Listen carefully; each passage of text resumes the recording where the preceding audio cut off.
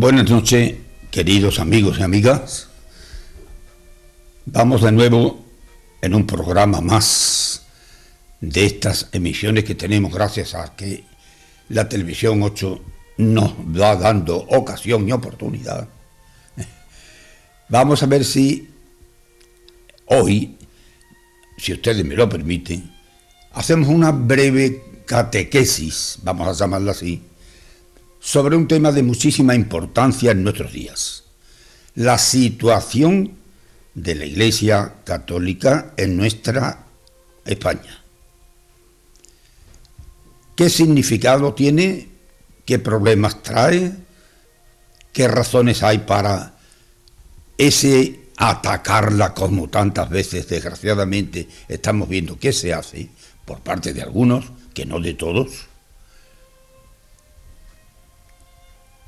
Si ayer, los que me estáis oyendo y viendo, estuvisteis en misa, recordaréis que la palabra de Dios a través del Evangelio nos hablaba de la barca en que los apóstoles con Jesucristo iba por aquel mar de Galilea, el lago de Genesaret, y cómo se vio zarandeada y movida por el viento y la tempestad, hasta tal punto que los discípulos, asustadísimos, despertaron a Jesús, que iba en la barca: Señor, ¿no te das cuenta que nos hundimos? ¿No te importa que nos hundamos? Os lo voy a leer textualmente, tal como lo vimos en la Biblia, y comentamos. Algunos lo oísteis en misa, algunos tal vez no, por eso es bueno que todos lo vean. Dice el evangelista: subió Jesús a la barca y sus discípulos con él. De pronto se levantó en el mar una tempestad tan grande que la barca casi se hundía por las olas. Pero él, Jesús, estaba dormido en la popa. Acercándose, ellos le despertaron gritándole: Señor, sálvanos, que nos hundimos. Jesús les dice: ¿y por qué tenéis tanto miedo, hombres de poca fe? Se levantó, increpó al viento y al mar, y sobrevino una gran bonanza. Y ellos, maravillados, decían: ¿quién es este que hasta el viento y el mar le obedecen? La Iglesia, al explicarnos este episodio, nos ha dicho siempre que hay una comparación clarísima entre eso que ocurrió allí en el mar de Galilea, en la barca en que Jesús con los discípulos iban hacia Genesaret. Eso es una semejanza, una imagen, una especie de anticipo de lo que iba a ocurrir en la Iglesia de Dios andando los tiempos.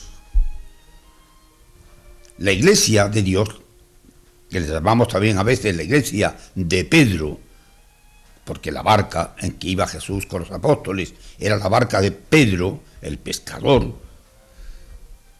La Iglesia también en todo tiempo, desde el comienzo, y sigue en nuestros días, se ve zarandeada, removida, atacada por esas olas de la historia y de la vida, que a veces parece como que tratan o intentan de hundirla. Y a veces los cristianos, no sé, quizás nos entre miedo, o nos entre ese pánico que tiene uno cuando ve que le viene encima una desgracia grande y no puede evitarla. Señor, sálvanos, ¿no te das cuenta que nos estamos hundiendo?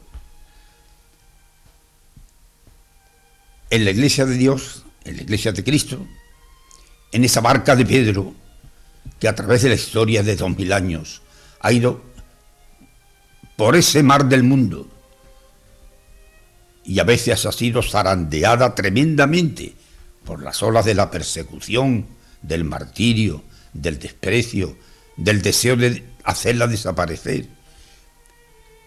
Esa Iglesia de Dios en nuestros días sufre también, como siempre, ese ataque furibundo, en algunos lugares y por parte de alguna gente, no todos, gracias a Dios.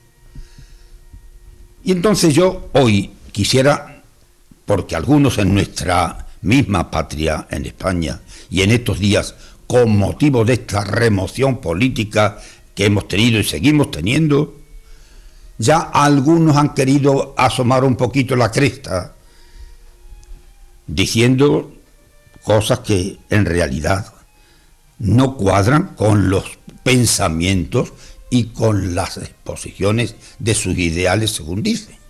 Porque hablan de libertad, pero luego coartan la libertad de los que no hacen lo que ellos quieren.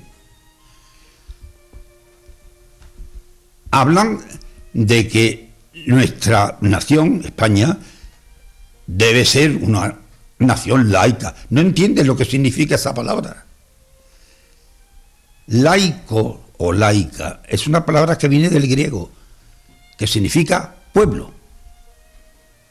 No significa gente que no creen, no significa gente que no tienen religión, no significa gente que tiene que hacer a fuerza lo que ustedes quieran que se haga, no. En la Iglesia de Dios siempre ha habido una clarísima distinción: laicos y clérigos. Clérigos, los sacerdotes y los que por consagración se dedican exclusivamente a la obra de Dios en cuanto a la espiritualidad, en cuanto a la religiosidad.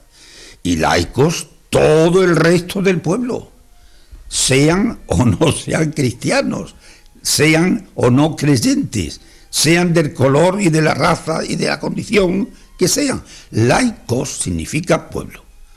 No significa gente que no cree, no significa gente que no tiene religión, no significa gente que desechan o rechazan a Dios en sus vidas.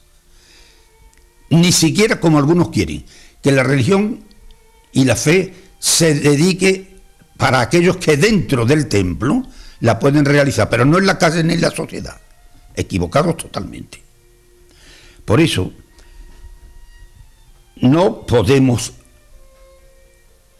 construir una ciudad, no podemos impedir a los laicos, al pueblo, que en sus celebraciones, en sus manifestaciones religiosas, se reduzcan al interior de los templos o incluso a sus propias y personales conciencias, sin manifestaciones públicas ninguna. Ya en estos días, en algunos lugares y con algunas de las personas que han empezado a decir que rigen al pueblo, ya se les ha dicho, pero no pienses en que vas a ir delante de las procesiones del Corpus, ni que vas a ir a presentar la ofrenda a Santiago Apóstol. Mire usted qué manera tan bonita de respetar la libertad de la gente. Así que yo, si quiero, no puedo hacerlo. Tengo que hacerlo lo que usted me diga, y no lo que a mí me salga de mi alma, por no decir de otro sitio. Ya empezamos haciendo las cosas mal hechas. Laicidad no quiere decir irreligiosidad. Quiere decir que un gobierno, que una nación, oficialmente no tiene ninguna religión personal,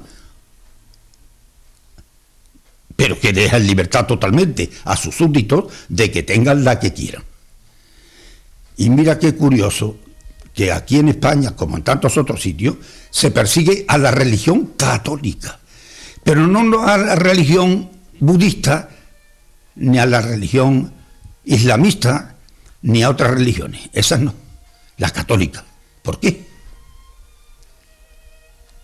Y yo os voy a proponer solamente en número, en matemáticas. Se ha dicho siempre que las matemáticas son exactas, que no se equivocan. Pues vamos a ver si es verdad. La Iglesia Católica en España y en nuestros días, en números, en matemáticas, es la siguiente: 13 millones, entre los que 13.000 son misioneros, sacerdotes, religiosos, religiosas, que están esparcidos por todo el mundo, españoles católicos, que se dedican expresamente a llevar la fe católica y la formación cristiana a los pueblos que no la tienen o a los que hay que revitalizar si la tenían. 13.000 misioneros, sacerdotes, religiosos, religiosas, tiene España hoy en el mundo. Tiene 2.600 colegios de la Iglesia en los que hay 1.500.000 alumnos. Entre ellos, desde la infancia hasta la universidad. 2.600 colegios. Hablamos de España, no de la Iglesia Universal, hablamos de España. En esos colegios y profesores que enseñan y educan en ellos, en la religión católica, 25.600. Esto en cuanto a la enseñanza, en cuanto a la educación. En cuanto a las obras de caridad y la asistencia social, de dar de comer al hambriento, de beber al sediento, de vestir al desnudo, de dar posada al peregrino, etcétera, etcétera, de las obras de misericordia. Caritas, con esa palabra lo decimos todo. 4.186.800 personas.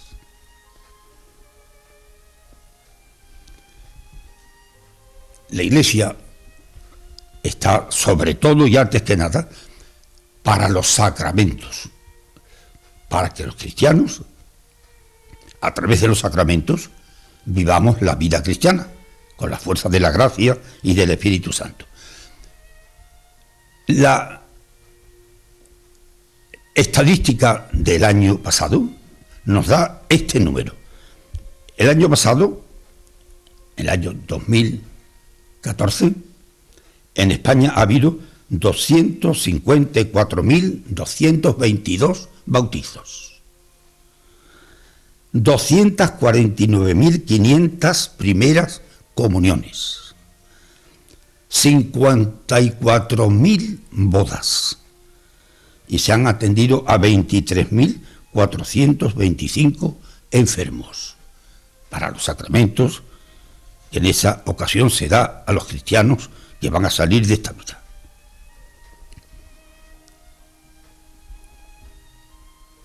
Cuando vemos que la gente en la política o en las cuestiones sociales reúnen a fulanito, a menganito, a los grupos, y de vez en cuando dicen, había tantos miles, tantos millares, también, una vez en cuando. En la Iglesia Católica en España, cada semana, cada domingo, asisten a la misa dominical 10 millones de cristianos.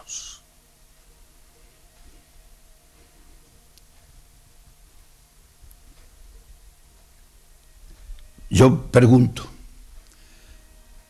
todo ese número incalculable o calculado así, según las matemáticas, dicen que la vida religiosa y la vida cristiana de una nación, de un pueblo como España, tiene todos estos números.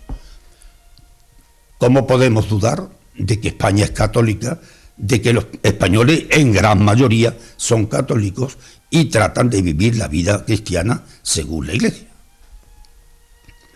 Vamos a suponer que por un solo día, uno solo, todo esto la Iglesia dijera, se acabó. De esto que estamos hablando no decimos nada. Que el gobierno se encargue de todo.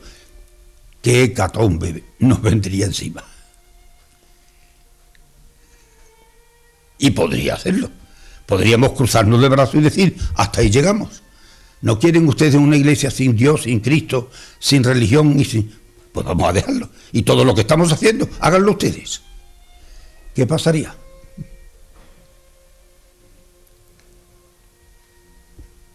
El Papa en estos días, en sus cartas, en sus documentos y hablando como lo hace cada semana al pueblo cristiano, nos ha dicho estas palabras.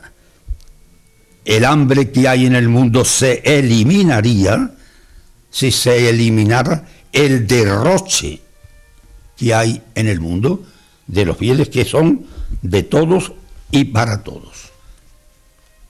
Se vencería el hambre, se respetaría la naturaleza si se eliminaran los derroches.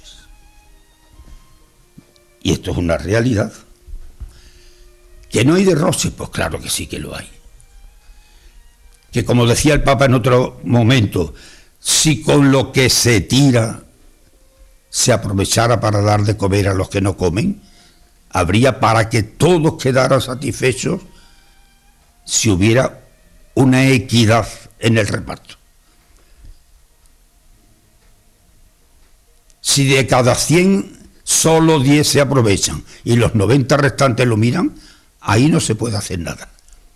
Pero si de 100 repartiéramos entre 100, cabríamos perfectamente uno por uno a lo que nos corresponde en cada momento.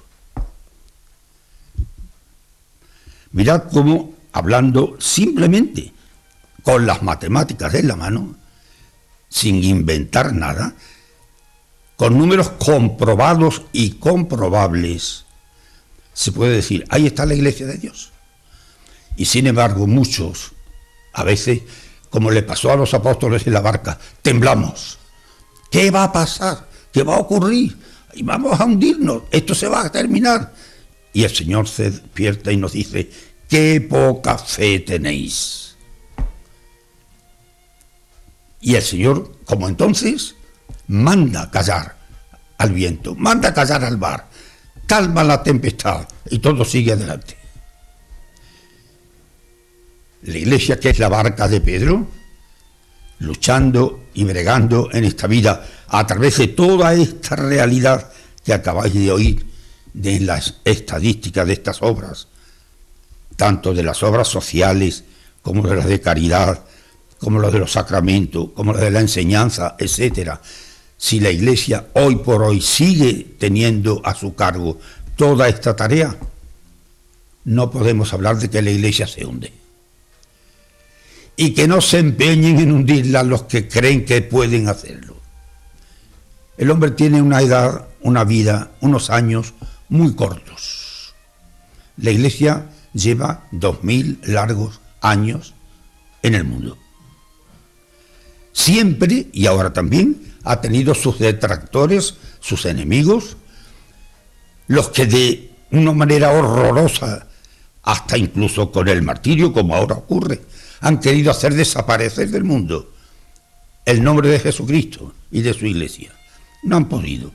Han pasado los imperios, pero sigue viva la Iglesia. Esto es una lección que importa mucho que la tengamos presente, porque a veces no nos damos cuenta de lo que hacemos o de lo que se hace y de lo que tenemos. Estamos en un momento difícil, es verdad.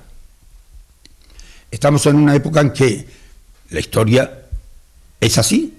Hemos tenido momentos muy tranquilos, momentos menos tranquilos, momentos en que la barca funcionaba perfectamente, iba muy tranquila por las aguas, y momentos en que la tempestad la ha removido casi hasta hundirla, pero no la hunde, sigue adelante. Si los padres cristianos, si las madres cristianas, si los pueblos cristianos, incluso aquellos que dicen que oficialmente sus miembros no deben presidir procesiones o asistir a los cultos, pero luego ellos se ponen las medallas cuando hay que colgárselas y van a las romerías del Rocío o de la que sea y se ponen los capiruchos en los días de Semana Santa. Esto que no me lo nieguen porque lo hacen, a menos que haya algo en los que no podamos, porque no podemos, entiéndanme ustedes, hacerlo ni hacer que nos vean que lo hacemos. Tranquilos, y como Pedro y como los apóstoles, no dejemos de decirle a Cristo todos los días: Señor, sálvanos. ¿No te importa que perezcamos? Pues ayúdanos y dejémonos ayudar. Que Cristo siempre hará lo que entonces amainar la tempestad, a calmar los ánimos desatados de sus hijos o de sus seguidores y hacer que la Iglesia de Dios, que es obra de Dios, aunque también lo sea nuestra por nuestro trabajo y nuestra tarea, siga adelante a través de las dificultades y en medio de un mundo no siempre favorable. Estamos terminando en estos días un curso en que los muchachos, los jóvenes, los chicos y los grandes han terminado sus tareas de estudio, sus preparaciones.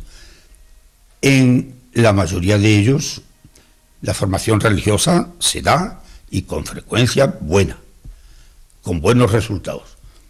Insisto, porque la Iglesia también nos lo dice, que lo hagamos, a los padres, a los que tienen la responsabilidad, que no dejen que sus hijos salgan del colegio o de los estudios o de la universidad con unas ideas contrarias a lo que es su fe y su religiosidad. Que la formación cristiana y religiosa debe y tiene que ir al par con la formación científica y con la formación intelectual que se da a través del colegio, a través de la universidad, a través de lo que la obligación que tiene el mundo y la sociedad para con sus hijos. Pidamos al Señor que nos ayude y que haga con nosotros ahora lo que hizo con los apóstoles. Que no nos llame hombres de poca fe, sino que aumente la poca fe que tenemos. Ojalá sea así.